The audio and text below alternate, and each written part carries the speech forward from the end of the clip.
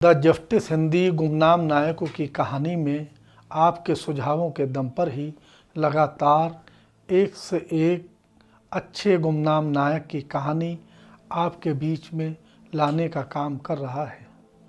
हमको उम्मीद है कि ये सुझाव आपके इसी तरह आगे भी मिलते रहेंगे।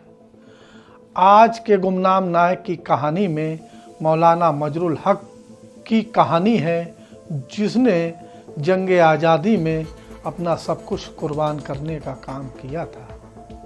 मौलाना मजरुल हक से अंग्रेज भी घबराते थे।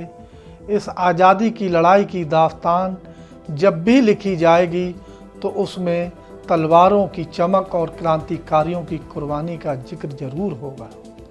मगर कुछ नाम ऐसे भी हैं जिन्होंने अपने खून पसीने के साथ साथ अपना घर, ज़मीन और आरामदेह ज़िंदगी तक आज़ादी के नाम कर दी थी। ऐसे ही एक भूले बिसरे सिपाही हैं मौलाना मजरुल हक, जिन्हें लोग देश भूषण फ़कीर कहते थे।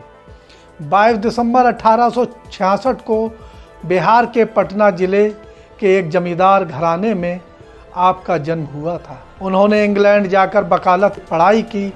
आलीशान ज़िंदगी सामने थी, लेकिन उन्होंने इंग्लैंड की ज़िंदगी को ठुकराकर भारत में गुलामी की जंजीरें तोड़ने का रास्ता चुना। इंग्लैंड में ही उनकी मुलाकात हुई थी महात्मा गांधी से और यहीं से दोनों की दोस्ती हुई। उन्हें आज़ादी की राह का साथी बना लिया।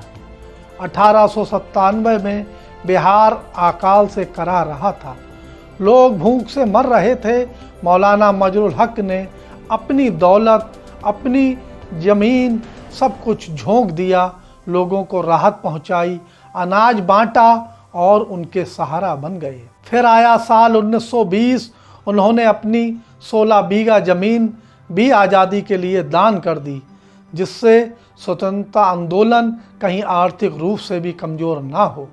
आर्थिक रूप से स्वतंत्रता आंदोलन को मजबूत करने के लिए मौलाना मजरुल हक सब कुछ कुर्बान करने को तैयार थे और उनकी इसी 16 ज़मीन पर आगे चलकर सदाकत आश्रम और विद्यापीठ कॉलेज भी बने। यहीं गांधी, राजेंद्र प्रसाद, सुभाष चंद्र बोस, अबुल कलाम जैसे क्रांतिकारी रणनीतियां तैयार करते थे। मौलाना मजरुल हक ने अमीरुल आंदोलन का बिगुल बजाया। सत्याग्रह चंपारण से शुरू हुआ और यहीं से उनको जेल भी भेजा गया। खिलाफत और असहयोग आंदोलन में गांधी जी के कंधे से कंधा मिलाकर साथ चलते ही रहे। इतना ही नहीं, उन्होंने औरतों को भी आज़ादी की जंग में शामिल करने का बीड़ा उठाया था। उन्हें जागरूक करने के लिए जगह जगह सभाएं की और आंदोलनों के माध्यम से उनको आगे लाया गया। यह वजह थी कि उन्हें लोग इज्जत से कहते थे देशभूषण फ़कीर। मौलाना हमेशा कहा करते थे, हम हिंदू हों या मुसलमान, हम एक ही नाव पर सवार हैं।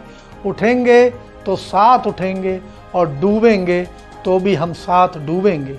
20वीं सदी का ये फ़कीर, जिसने अपनी ज़मीन दान की, अपना सब कुछ वतन पर निछावर कर दिया, 1930 में उस दुनिया को अलविदा कहकर चले गए। आज बिहार में उनके नाम से यूनिवर्सिटी और तमाम शैक्षिक संस्थान हैं, मगर अफसोस हमारी जुबान और इतिहास की किताबों में उनका नाम बहुत कम आता है। आज वक्त है कि ऐसे ही हम भूले बिसरे नायकों को सलाम करें, क्योंकि आज़ादी हमें यूं ही नहीं मिली। किसी ने ज़मीन दान दी तो किसी ने ज़िंदगी।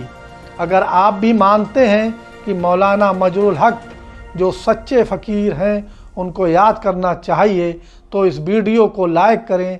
ऐसे ही स्वतंत्रता सेनानियों की कहानियाँ जानने के लिए द जस्टिस हिंदी को सब्सक्राइब करें, क्योंकि इतिहास को जानना भविष्य को बदलना है।